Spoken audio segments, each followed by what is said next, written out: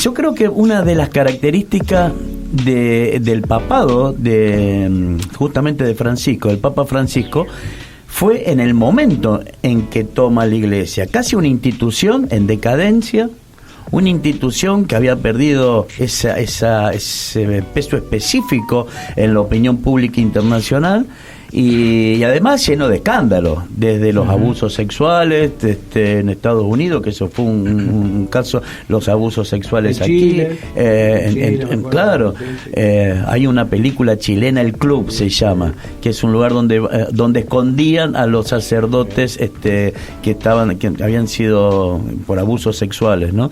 Pero además de esto, lo que decía Ricardo, venía con todo el tema de que la banca ambrosiana no se había solucionado, todo, y ahí aparece el Papa Francisco, y yo creo que esta muñeca que tuvo esta muñeca política que tuvo Francisco, de elevar a la Iglesia nuevamente en un lugar importante en la opinión pública internacional. La amplitud de pensamiento de Francisco me parece que fue su nota distintiva. El interpretar, entender a todas las comunidades, sean cuales fueran sus orientaciones, tanto políticas como religiosas, como hasta sexuales también. Lo dice, ¿te acordás en el avión cuando venía? Dice, ¿quiénes somos nosotros para señalar o juzgar a los homosexuales? Un papa que tiene esa mirada, sin duda, para la institución que representa, fue revolucionario. Lo único que en lo personal lamento es que nosotros al papa lo hayamos metido en nuestras miserias como país, en nuestras internas, y no entender de algún modo que lo suyo trascendía el terruño, sino que su autoridad alcanzaba a cerca de 1.500 millones de personas. Sí, esto lo estábamos hablando, Quique. Yo agregaba que creo que nos pinta a los argentinos, no sé si hay un ser argentino, pero sí me parece que hay características que nos pintan a la sociedad argentina como para reflexionarlo. No sé qué pensaba Mario. A ver, primero está bien volver a marcar esa diferencia de una cosa era Bergoglio en el país, en la arena del país o en el barro del país, o sea, donde era más preso de esas tensiones políticas internas, claro, con historias políticas propias, etcétera, etcétera, ¿no? Y otra cosa es cuando es consagrado Papa, donde ahí merecía una distancia mayor de todos nosotros para verlo de otra perspectiva, porque no entendieron esa distancia, ninguno de los políticos entendió esa distancia que él tomó del escenario. Lo vieron como una especie de personaje que seguía tramando desde Roma, preocupado por la política argentina, cuando en realidad no era. Nosotros éramos un país más de los muchos que él tenía. Y del cual esa comunidad política se podría valer para arrimar agua a su molino. Así es. Eso es. Y tenía un pecado originario que en este país no se perdona. No se perdona, exactamente. Es ser peronista y preocuparse por los pobres. Esta es la cuestión que... Porque Papa no era peronista. Él lo dijo él, ¿cómo no? Bueno, no, él dijo que no. Sí, dijo que lo que dijo el Papa textual dice, yo nunca me afilié al peronismo y nunca eso. Si hay alguna afinidad con el peronismo y seré peronista, digo, qué sé yo. Pero es más o menos como lo que veníamos diciendo. El peronismo copia y pega la doctrina social de la Iglesia. Los sectores de poder nunca perdonan a aquellos que tratan de cambiar ciertas reglas del juego, no digo hacer la revolución. No le perdonaron a Irigoyen, no le perdonaron a Perón, no le perdonaron a Néstor y Cristina, ni le van a perdonar nunca, porque se sienten amenazados, y el que tiene miedo trata de destruir. Y en esa dirección, lo que le pasó a todos estos, y más, muchos en el país, de nuestros próceres, cuando cuestionaron el poder central de Buenos Aires, le pasó a San Martín, le pasó a Belgrano, cada uno le pasó a Moreno. Todo aquel que cuestiona el status quo del círculo rojo, del poder económico en la Argentina, siempre ha habido grupos que lo menoscababan. Yo he escuchado descerebrados santafesinos que decía, sí, pero ¿qué querés con el Papa? ¿Qué peroneta? ¿Qué querés con el...? Y no viven en Buenos Aires y te puedo asegurar como que también no en alguna oportunidad círculo. escuché decir que el Papa era gorila. O sea, cuando lo arranque. O sea, Siempre yo no estoy de acuerdo en ese caso con vos, bien. Ricardo, me parece... Yo creo que me parece siempre... respeto la opinión en el sentido de que coincidiendo en globalmente en lo que decís en el concepto, pero sí no ponerlo al Papa en esa arena. ¿Me entendés? Ahí yo ya no estoy de acuerdo, porque creo que él no quería eso y no era su propósito. No, además Estoy yo concuerdo, convencido que Ricardo. no quería eso, ni era su o propósito, sea, y eso es una de las razones que no vino a la Argentina Claro. durante su papado, para que digan, estoy interviniendo en la política interna de la Argentina. Creo que tuvo la prudencia, la mesura. Muchos soñaban, ahora va a venir el Papa, la va a ayudar a Cristina, al otro, Claro. especulaban. Él se mantuvo al margen porque él tenía una responsabilidad A ver, mucho Waldo. mayor, No, era no, de porque- 1.500 millones de personas. No, que yo estoy de acuerdo con Quique de que siempre se trató de usar políticamente a Francisco, pero no solamente de Milei o de Macri, también Cristina, o cuando asumió el kirchnerismo no estaba, o había recelo por lo menos, de la asunción de Francisco, se lo vinculaba con la última dictadura. Después Macri, el Papa empezó siendo bueno cuando dio una opinión que podía generar, que el mismo kirchnerismo utiliza para criticar al macrismo. El macrismo se enoja con el Papa, bueno, con Milei también, es decir... Pero son las miserias, Osvaldo, son Claro. las miserias estas que Claro, está diciendo. y por eso estoy de acuerdo con lo que dice Ponerlo Kiko, en, sí. en esa miseria, en ese barro, Claro. al Papa, que me parece, yo me voy a corregir, por ejemplo, no creo que sea un personaje político, es un líder social que revestido con un dogma, porque la iglesia es dogmática, del cual él es parte de la iglesia y el jefe de la iglesia, pero digamos yo estoy indignado, vos sabés, Yo lo que creo es que se me pasaba hoy por la cabeza, a lo mejor lo que voy a decir es un absurdo, pero hacía un parangón entre, en este sentido, la no vuelta del Papa a su tierra, ya como Papa, que creo que debe haber sido un sueño, haber sido recibido por su gente, por todas las luchas intestinas que había acá en Argentina. ¿Y sabe con quién yo hacía una analogía? Con San Martín. O sea, San Martín también pasó algo parecido. Y estamos hablando de dos figuras límines, digamos, de nuestra historia. Una que trascendió, que creo que con el tiempo nosotros vamos a entender, y cuando alguno de nuestros nietos, alguno de quienes vengan digan, che, pero nosotros tuvimos un Papa. Cuando digamos, de acá dentro de unos años, che, tuvimos un Papa, vamos a tomar la dimensión de lo que tuvimos cuando el tiempo le eche el luz. tiempo pase. No, pero vos es que, fíjate vos, ¿cuál fue la primera encíclica que hace Francisco? Laudato, sí. Pero fíjate, o sea, era un tipo que la tenía Sí. clara, ¿viste? A dónde estaba y a dónde iba y cuál era la misión.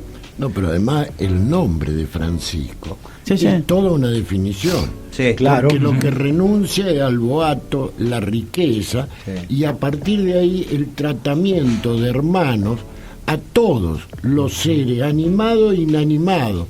Ustedes se acordarán de la película... Hermano Sol, hermano Luna. Exactamente, Sí. bueno, la vida de San Francisco significó un ejemplo, era un noble de muchísima plata que había intervenido en guerra, que tenía, como todo ser humano, sus pros y sus contras, enamoramientos y demás, pero cuando recibe esa llama espiritual, se dedica íntegramente a su lucha por los pobres. ¿Qué tal por decir, Mario?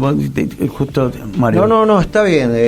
Coincido con la idea de poder primero diferenciar las cosas. Una cosa, insisto, no tengamos por un lado temor en decir desde la historia que la Iglesia muchas veces estuvo muy en el barro de la historia, muy en la faena y la lucha política. Sí, sí. Y los papas, en particular, en la lucha europea.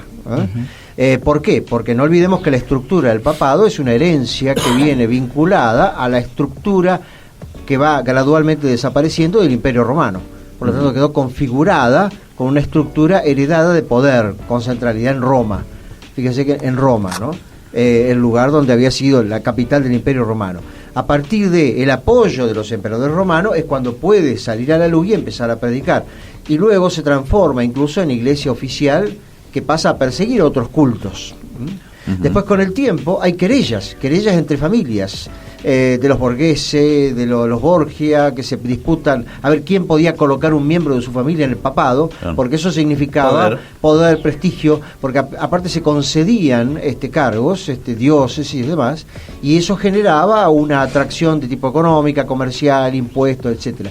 No olvidemos tampoco la crítica de Lutero, que le hace a la Iglesia con respecto a la venta de las indulgencias, claro, ¿no? El hecho del aporte, que significa el perdón de los pecados, como contraprestación. Ahí cuando la Iglesia llegó a lo más bajo, ya al subsuelo, claro, llegó. Por eso la crítica o reforma luterana, que busca esa volver al principio, impacta en la Iglesia, y viene la reforma, la contrarreforma de la Iglesia, como se le llama, o reforma católica, que trata de sacudirse también muchos de esos polvos, ¿no? Encima.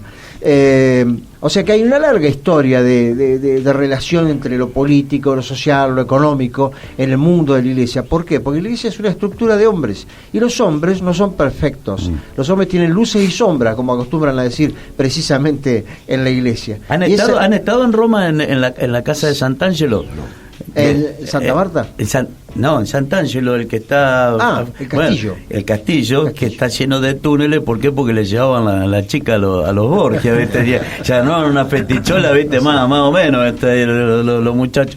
Vos sabés que, no sé si ustedes leyeron el libro de Morris West, que se llamó La sandalia del pescador, en donde vos sabés que yo lo asociaba mucho con esto, con Francisco, ¿no? Con eso, el tipo que llega y vacía, digamos, vende el lujo y el oro del Vaticano para ayudar a los pobres. Y me acordaba de Maradona, ya que estamos con en esto. Maradona, ¿se acuerdan cuando fue con Juan Pablo II? Que le dijo, che, todo esto de ustedes, ¿qué lo parió? ¿Por qué no venden? Algo así le había dicho Maradona, una cosa de esa, ¿no?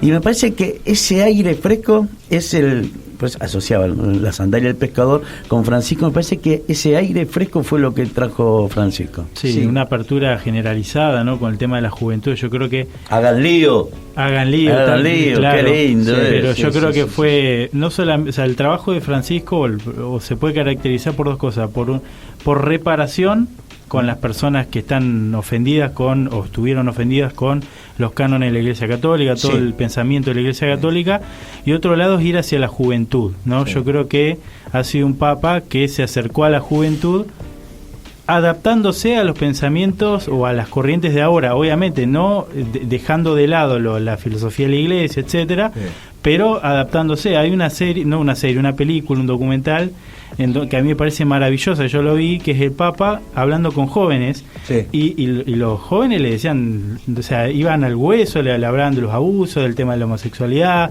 del feminismo, etcétera, y él se sentó ahí como un papa, como una persona común, y respondía. No, yo creo que el gran valor agregado de Francisco es, además del tema de las pobres y demás, es justamente la reparación con los que ya se habían alejado de la Iglesia y el acercamiento de la juventud. Y otra cosa también... ¿Te acordás en Brasil en lo que fue? Claro, que fue mayoritariamente y otra cosa, jóvenes. Sí, no, por eso no... La Iglesia, creo que lo dije recién medio rápido, la Iglesia es una institución dogmática, tiene dogma, no se discuten. No se discuten, el divorcio no existe. Entonces, si tiene una ley de divorcio civil, la Iglesia te la va a atacar. El aborto, la interrupción voluntaria del embarazo no existe, porque la vida no se discute.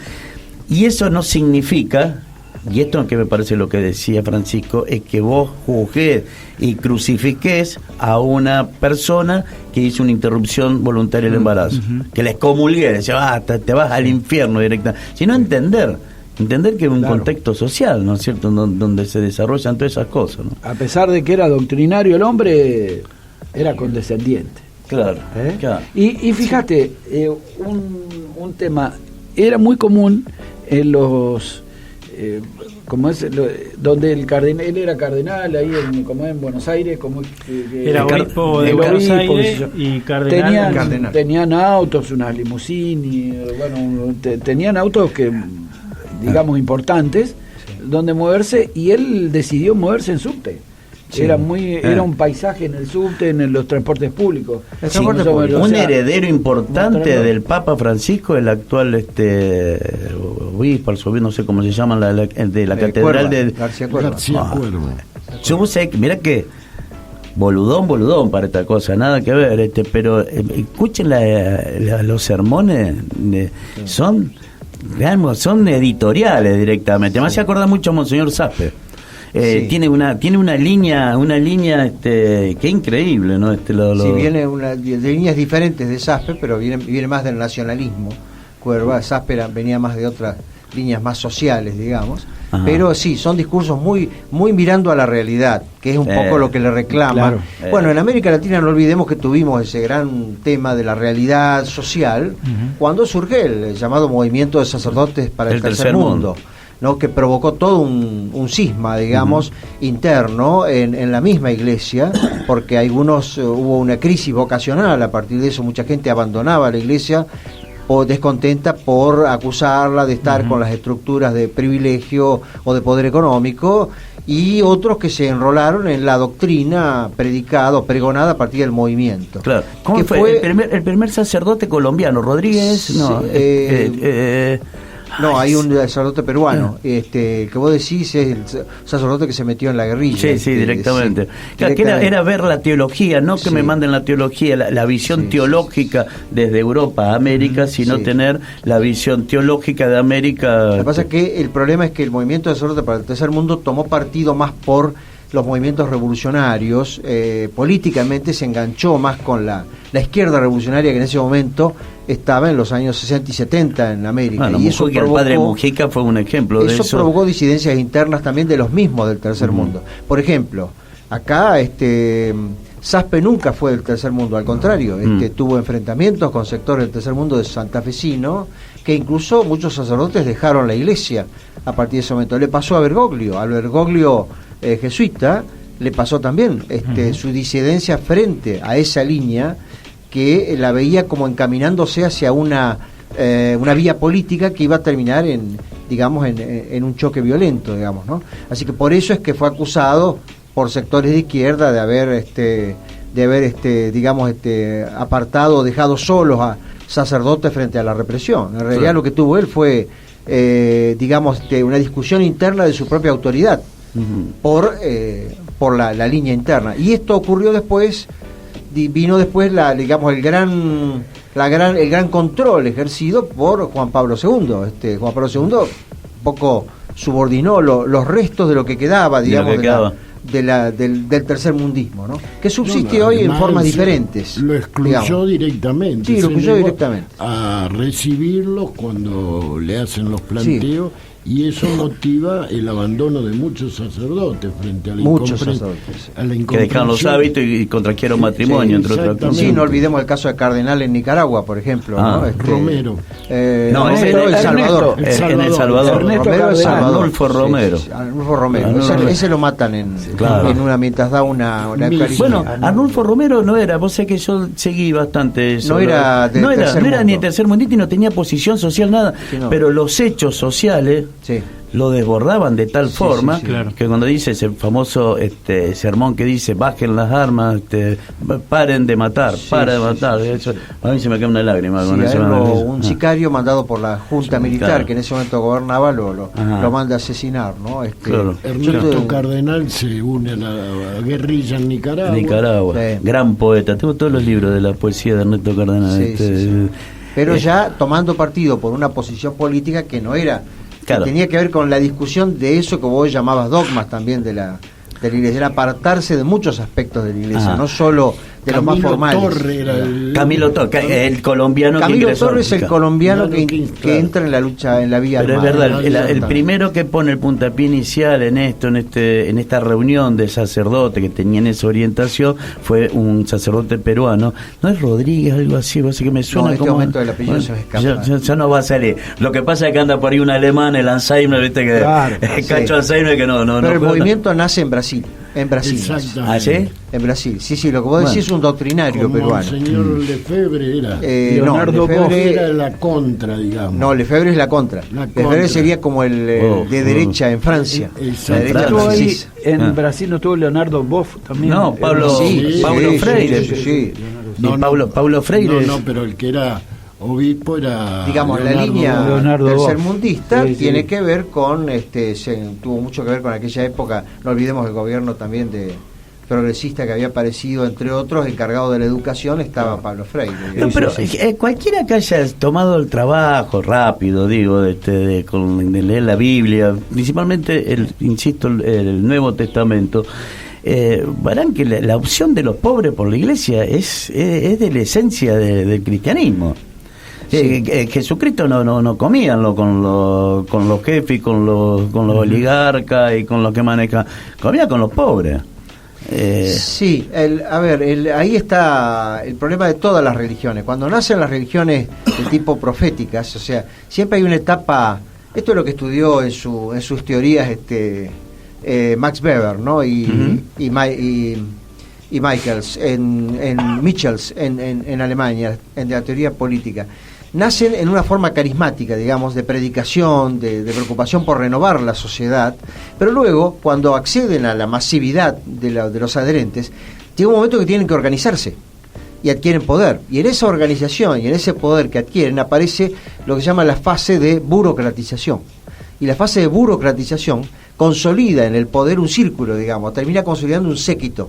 Y ese séquito, en vez de quedarse estrictamente con los principios predicados inicialmente, termina muchas veces generando un círculo de privilegios, digamos. Claro. Esto ocurrió con los partidos políticos, también ocurrió con los grandes sistemas políticos. La burocratización del movimiento obrero, exactamente. ¿qué más virtud que el movimiento obrero organizado? Pero cuando el movimiento obrero organizado se burocratizó, Claro. perdió el sentido. Un poco a la iglesia le pasó con esa fase de aburguesamiento, digamos, de la estructura, y terminó siendo casi una estructura dinástica en Europa en cuanto a la transmisión del poder, digamos, ¿no? Pues hay que tenemos que cambiar la visión de lo que es la burocracia, primera cuestión. La burocracia hoy se la toma como un dicho despectivo, y la burocracia es todo lo contrario, el funcionamiento del organigrama, de la estructura, para hacerlo más eficiente y más efectivo y más eficaz. Esa es la definición de burocracia, pero vino con el tiempo, claro, generando todo eso, la burocracia sindical, la burocracia universitaria. Y había una frase que dijo Perón, que dijo: mira, los muchachos son buenos, pero si se los cuida o si se los controla, son mejor. Que ahí empezó el control, el tribunal de cuenta, el que la cuenta, sí, con el coso, todo así, se te iba. Sí, pero fíjate vos que en el caso de Perón, ahí tenés un caso también de burocratización de su propio carisma. Ajá. Por ejemplo, en el primer gobierno de Perón, ¿quiénes eran los más importantes? Y era el ministro de Economía Miranda, el ministro de Obras Públicas. En el segundo gobierno, ¿quiénes aparecen rodeando a Perón? Apple, por ejemplo, los encargados de la publicidad, de la propaganda, de los medios. O sea, aparece un séquito diferente que tenía que ver con el culto a la personalidad, y eso lo fue empobreciendo, digamos, mucho, en cuanto al control que él mismo había propuesto, digamos, ¿no? O sea, fue encerrándose en una conducción, y algo parecido le pasó a Irigoyen. Si bien no existió aquel famoso periódico falso que dicen que le mostraba, de algún modo hubo en torno de él un séquito de funcionarios no existió el que diario de filtraban Irigoyen. muchas cosas. Es mentira eso. Hay mucho de mito en eso. ¿Ah, sí? Pero sí había un séquito que lo rodeaba. Claro. Y que filtraba mucho de los problemas. Bueno, que se llaman los palaciegos, ¿no? Y Lo que sí. estaban...